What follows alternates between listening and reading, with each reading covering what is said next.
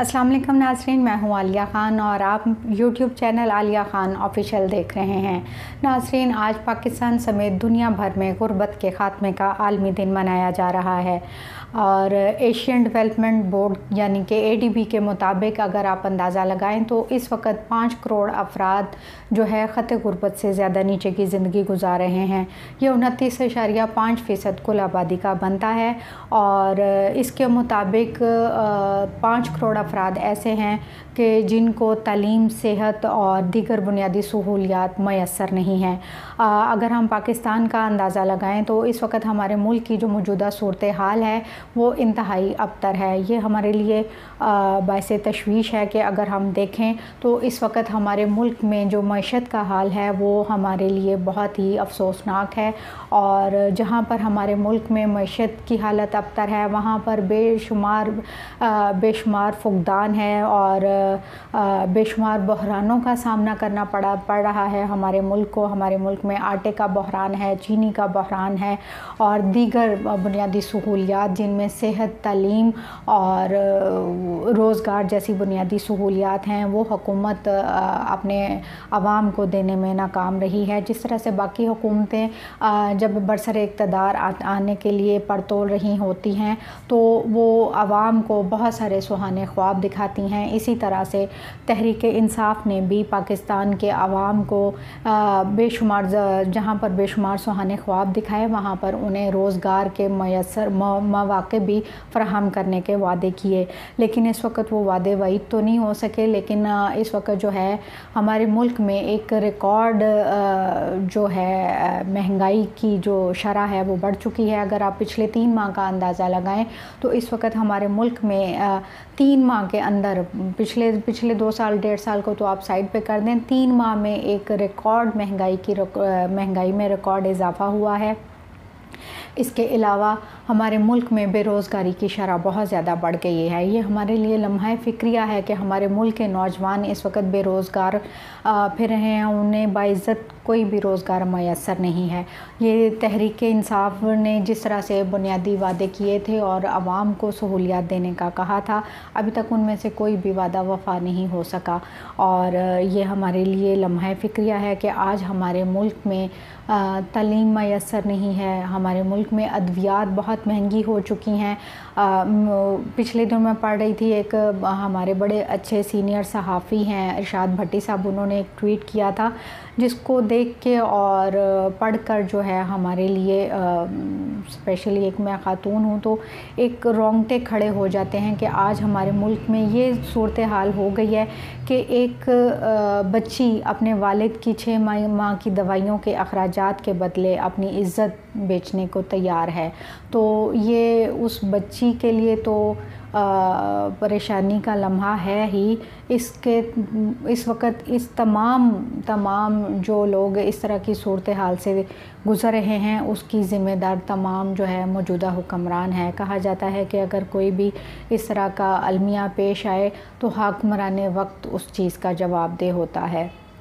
आज हमारे मुल्क में अगर बच्चियां अपनी इज़्ज़त दरी कर रही हैं और इस नौबत पे आ चुकी हैं, इस नहज पे आ चुकी हैं, तो ये हुक्मरान वक्त के लिए एक लम्हा फ़िक्रिया है कि आज उनके मुल्क में बहनें, बेटियां और बच्चे महफूज नहीं हैं।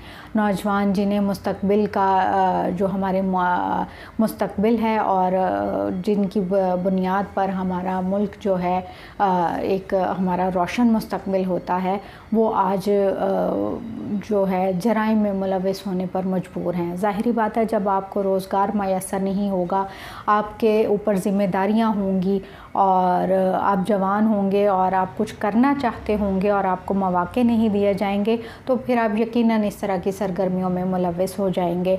यहाँ पर मैं वज़ीर आज़म साहब को कहूँगी कि वो खुदारा अपने खौल में से बाहर निकलें और जो आपके मुशीरान और आपके काबीना के लोग आपको सब अच्छा है कि ख़बर देते हैं, आप उससे बाहर निकलें। पता नहीं वो कौन सी ऐनक लगा के आपको सारा कुछ हरा हरा दिखा देते हैं, लेकिन ऐसा कुछ नहीं है। गरीब आवाम इस वक्त पिस रही है, महंगाई की चक्की में पिस रही है, गुर्बत की चक्की में पिस रही है। एक सफ़ेद पोश इंसान जो 2 वक्त की रोटी इज़्ज़त से खा लेता था, आज उसको वो भी मैसर नहीं है। तो आप अपनी उस हॉल से बाहर निकलें, आप आम आदमी तक पहुँचें, आप देखें कि लोगों के क्या मसाइल हैं। इस वक्त एक जो आम बंदा है, रेडीबान है और बिज़नेसमैन है, कोई भी आपसे खुश नहीं है। हर बंदा परेशान है और अब उनको इस चीज़ की कोई फ़िक्र नहीं है कि करप्ट लोग क्या कर रहे हैं। आपने उनको जेल में डाला है, नहीं डाला, उसका क्या नतीजा निकलेगा, क्योंकि अभी तक 2 साल से कुछ निकला नहीं है। अब लोग जो है आपसे आउटपुट मांग रहे हैं, लोगों को नतीजा चाहिए और लोगों को लोग इस चीज़ से बालातर हैं कि आपने आगे क्या करना। ठीक है, आप मुल्क को, जो मुल्क का 70 साल का गंद है, उसको ठीक करें और उसको ठीक करना भी चाहिए, लेकिन उससे बालातर हो के सबसे पहले आपको जो आवाम है, जिन्होंने आपको वोट दिया है और जिनकी वोट की ताकत से आप यहाँ पे आए हैं, उनको बुनियादी सहूलियात मैसर होनी चाहिए। और उन बुनियादी सहूलियात में तालीम, एजुकेशन, सेहत और बुनियादी ज़रूरियात ज़िंदगी, जिसमें आटा, घी, चीनी, चावल और दीगर ज़रूरियात ज़िंदगी जो हैं, पेट्रोल जैसी सहूलत भी मैसर होनी चाहिए, जो कि अभी तक नहीं है और लोग इन सहूलियात को इस वक्त तरस रहे हैं। अगर हम अपनी मुल्क की सूरत हाल का अंदाज़ा लगाएं तो इस वक्त हम बांग्लादेश से भी तालीम के मामले में और दीगर सहूलियात के मामले में बांग्लादेश से भी पीछे होते चले जा रहे हैं। और ये हमारे हुक्मरानों पे मुनहसर है कि क्या आया वो हमें तरक्की याफ्ता ममालिक की सफ़ में खड़ा करना चाहते हैं या तरक्की पजीर ममालिक की सफ़ में खड़ा करना चाहते हैं। अगर इसी तरह की हिकमत अमली रही और अगर इसी तरह से मामला चलते रहे तो मेरा नहीं ख़याल कि हम जो है तरक्की याफ्ता ममालिक की सफ़ में शामिल हो सकते हैं। बजाय इसके कि हम डेवलपमेंट पे काम करें, हम मईशत पे काम करें, हम एग्रीकल्चर पे काम करें, क्योंकि हम एक ज़री मुल्क हैं और हमारे मुल्क की 70% आबादी का इन्हिसार ज़राअत और ज़राअत से वाबस्ता शोबाजात पर है। लेकिन हमारे लिए ये बहुत ही तशवीश का लम्हा है कि आज हम एक तरक्की याफ्ता और आज हम एक ज़री मुल्क होने के बावजूद आटे के शदीद बहरान और चीनी के शदीद बहरान में से गुज़र रहे हैं। और टमाटर जो हमारे मुल्क में वाफर मिक़दार में काश्त किया जाता है, आज हम एक टमाटर जो है इस वक्त 200 रुपये महंगा हो गया, 200 रुपये किलो फ़ी किलो मिल रहा है।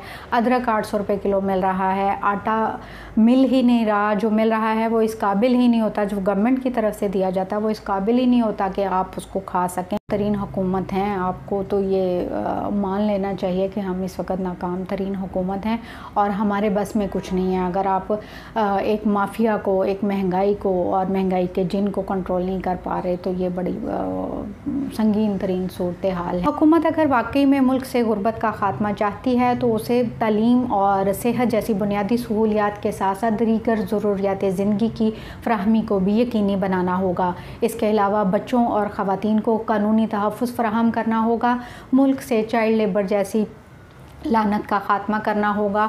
और यहाँ पर मैं आपके लिए एक सवाल छोड़ रही हूँ कि क्या इस वक्त जो हम मुल्क की जिस मौजूदा सूरत हाल से गुज़र रहे हैं, हमें मुख्तलिफ़ बहरानों का सामना है, बेरोज़गारी आम है, खाने को कुछ नहीं मिल रहा, आटा नहीं मिल रहा, घी नहीं मिल रहा और पेट्रोल महंगा है, यहाँ तक कि मुर्गी के अंडे तक भी बहुत महंगे हो चुके हैं। तो क्या इन बातों को मद्देनज़र रखते हुए हमें मुल्क से जो है गुर्बत के ख़ात्मे का आलमी दिन मनाना चाहिए या गुर्बत में इजाफे का आलमी दिन मनाना चाहिए? फ़ैसला आप पे है। नाज़रीन, अगर आपको मेरी वीडियो पसंद आई हो तो आलिया खान ऑफिशियल को लाइक कीजिएगा, सब्सक्राइब कीजिएगा और आगे शेयर कीजिएगा। इसके साथ ही इजाज़त दीजिए। अल्लाह हाफ़िज़।